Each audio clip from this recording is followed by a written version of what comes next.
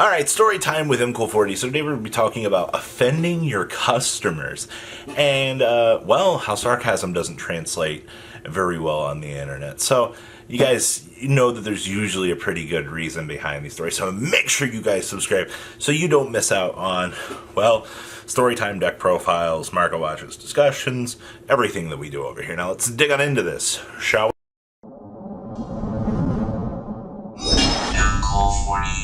Alright, so many of you guys know that I'm involved in the Card Fight Vanguard community, and a lot of you are like, oh, well yeah, we knew that, Papa Robbie. So, recently they announced the third rotation for the game, and for a lot of you guys it's like, oh, so I recently started going on a buying spree. I'm like one of, I think, 3 people that was going on a buying binger on this. And if you guys have anything you ever want to sell, reach out to me. So, I want to talk about a couple of things here before I get into the nitty-gritty of this. First up, we live in an era where people get offended easily. With that being said, I also want to throw out here that time is very important. And the reason I say that is because looking through stuff, totaling up stuff, looking at TCG Player for a lot of cards and looking at things, it can take upwards to 20 minutes to total up something, depending on how much you have, especially if you're one of those people that doesn't have an idea of what their stuff is worth. Now, in a changing marketplace, people also need to understand that card prices change by the day. Alright, now with that being said, let's talk about this. So, I only get so much time each day to answer messages, if I even get to answer messages a day, because pulling orders, making YouTube content, and then we go to the social media aspect of things throughout the day. Depending on the course of the day, that's it. I only get to watch like one episode of anime a day, and that's usually when I'm eating. Alright, so keep that in mind. Like, I love anime, but like, there is a routine schedule to this. Alright, so keep that in mind. I do run my own business. I do all of this. Okay, so I am only one human being. So, we got the finer details out of the way. So we've established that my time is semi-precious. Other people would disagree with that statement. So, post, hey, buying collections. Standard, what's it called? People start flooding on into the DMs. You know, you message them. You have to verify that before you even start totaling. You need to verify condition on things, alright? If there's anything not near mint, please tell me. If something's bent in half, something's dribbled on, I need to know this, alright? Once you establish that, super easy. Now, you guys know I'm a sarcastic piece of trash, but I love joking with people, alright? Especially when you're like mid-conversation with somebody. You might offend somebody. I always have laughs with people at events when they sit down and they want to trade. I'm like, man, you got a lot of high-end shit here, my guy. You know, you just open up the front page of the binder and there's just like 9 Starlight Rares. Like, anybody would genuinely have that same concern. Be like, oh, wow, I can't afford that. You're just staring at it. You're like, well, this is nice. So it's that sarcastic tone that you take, but that tone doesn't translate with people. So one guy brought me a collection, and it's not like super grand, but it's got some decent high-end stuff in it. Now, one other thing I want to note here on the point of this collection is buyouts versus price sold. Now, you're probably like, well, wait a minute. If the lowest listing on TCG Player is $90 and there's only 2 listings on it, for example, but it's been that way for 6 months and I am the lowest seller and I've had them up for that long and I haven't sold one in 6 months, and you're wanting me to pay you 80% of what the card's worth, but I haven't sold a copy of that card in months, I'm not going to pay you good on that. Like, you guys have to understand that, like, well, that's also the other interesting thing. So when people come to you with cards that have been bought out, for example here, we also have to add this subnote here. I know there's a lot of flowcharts here, but it'll all come together.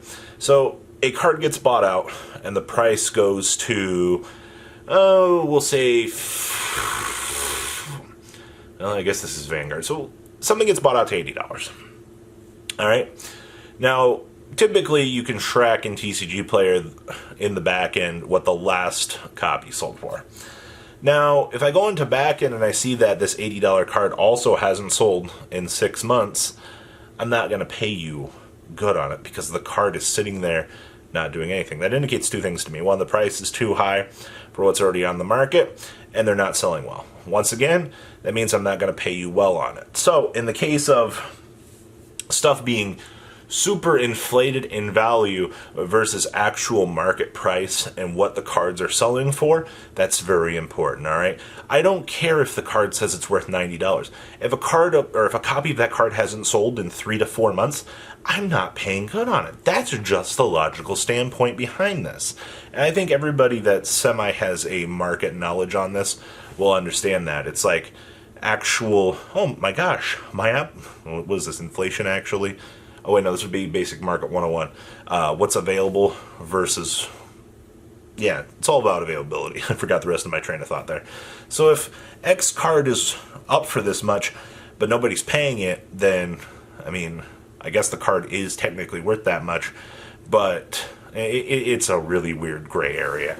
So that being said, though, I'm not paying, $60, $50 over here for this card, because obviously when I buy it, I'm going to have to lower it $20, $30 to even start getting hopeful at that. So which means, okay, so the card's at 90 if I plan on selling at 70, minus TCG player fees, what is that, like 12, 14%, minus $3 on tracking because it's over $70. So I'd probably want to pay 30 sounds horrible. Probably like 40. For 55-60%, I guess. It depends. It's also time versus that. You see all these factors that go into buying things here. It's very interesting. So one customer came up to me and was like, "Hey, I want to sell this." I was like, "Wow, that's a lot of high-end shit you got here." And I was like, "All right, so I really don't want to pick this up." I'm like, "No offense, but like, this is a lot of high-end stuff. It literally, all of it fits into the category of, oh boy, it's all high-end." Now, of course, half of it's like super high inflated to like buyout proportions, but the thing is, none of it's sold. All right, like the buyouts happen, the market never reset on the cards, so now you're looking at all this stuff. He's like, "I want to sell this." I'm like, "Man, I'd love to sell this too, but I can't give you good for this because I want to turn around, I want to relist it for the market." Problem is, though, it's so high. I think it was, what was it, 1,200? I think he wanted 800 for it. I mean, like, that's 60%, but like, the actual value on the cards isn't 1,200. It's like lower than that. So like, if it's like worth 1,000 and then you want 800 for it, still paying like 80%. No. So because this is one other thing I want to note here. You can tell if a buyer or if a seller really wants to sell you something based on their demeanor. So if somebody comes up to you and they're like, "Hey, I want to unload this on you," you're like, "All right, do you have an idea?" Some people be like, "Yeah, I have a little bit of an idea." Some people like, "I'll work with you." I mean, the negotiable people are the nice people. Like, they're quite nice. Remember, I have to take time out of my day to, do this. The worst people in the world are the ones that come up to you that have no idea what they want. You give them, you take your 20, 30 minutes, and sometimes maybe 10 to total up their collection. You give them a number, and they're like, "Hard pass." I'm like, so you never had any intention of negotiating with me. You actually knew what your price was. You wasted my time to get my number, and now you're wondering why I'm mad at you for this entire conundrum, because you just straight wasted everybody's time. Now, like I said, there are multiple kinds of people out there. There's the ones that value their stuff way too high. All right, I understand TCG player, but like, you have to explain to some people the situation. I do explain to some people why I'm valuing some things lower than others. Some things I'm not going to pay good on because 6 other people in front of you sold me the exact same stuff, and that's my favorite. People don't understand that. I now have 30 copies of the same card. All right, that's lovely. I'm happy for myself. Now, when more and more people continuously bring me those same cards, I now have an inventory on those cards. If it's something that I have in stock, of course I'm going to pay less on it because I can see the data in which the card is selling. If the card's not selling well, if I choose to pick it up, I'm going to pay less on it, right? That's logical, you would think, right?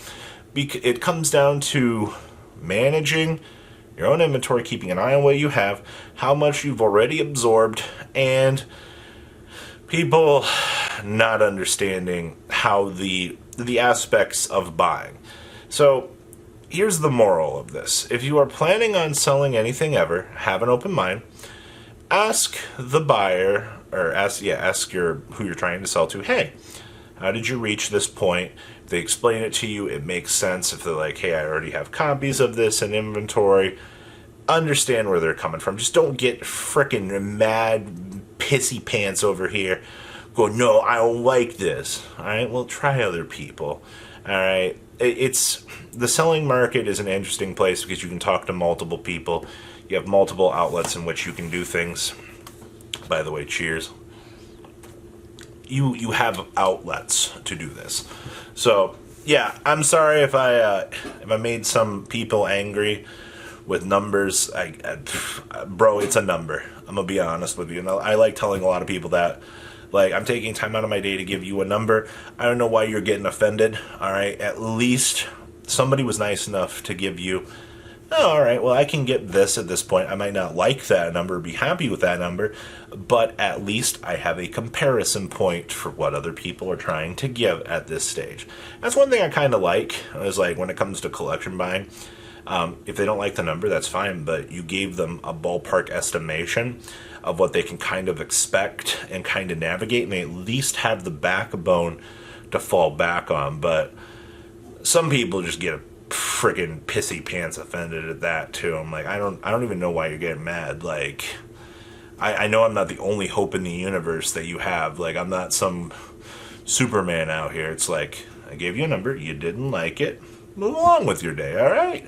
Go talk to somebody else. If you like the number, come back, negotiate with me. Oh my gosh. Here was another one I wanted to point out. Card prices change by the day. All right, we understand this. So I offered $225 on a collection. Guy was like, no, I can't take this. I'm like, all right, cool. Hands washed. Done. Comes back to me a day later. He's like, I want to take that offer. I'm like, please hold. I need to retotal everything, verify this. Stuff dropped beyond what we had done. So the collection went down to about 200. I know that's a pretty decent drop in things. But he got mad. He was like, well, you offered me $225 yesterday. I'm like, you should have took the $225 yesterday. Right? Like, card prices change by the day, by the minute. You know, and it's not just like one seller listing stuff. It's like 2 to 3 to 4 that are hyping down and, you know, lowering the price. So we look at that availability. So understand that what's today isn't going to be good a day, 2 days from now, all right? Like, that's how it works out there. So don't offend your customers. I mean, you can't not offend your customers, and nothing you can do about that when it comes to this sort of thing, but it's just a paradigm when you look at things and you explain things to people and they just look like a deer in the headlights. They're just confused, and I understand that. I get it. Marketing is a entirely complex creature, but I don't know. I hope this explains some things out there. If you guys are wanting to get into the vending world, well, welcome to my life. It's a crapshoot. So guys, please leave a comment down below. Make sure you guys subscribe. Make sure you like this video, and I'll see your beautiful faces back here later on in the day. Peace out. Thank you, patrons, for making the ride never truly end. Without you guys' support, well, I would probably be doing Truffle Shuffle videos for a living. Guys, please check out VanCool40 for all of your Cardfight Vanguard content brought to you by MCool40. And if you are looking to pick up singles, check out mcoolgames.com for your trading card game needs. Thanks for watching, everybody.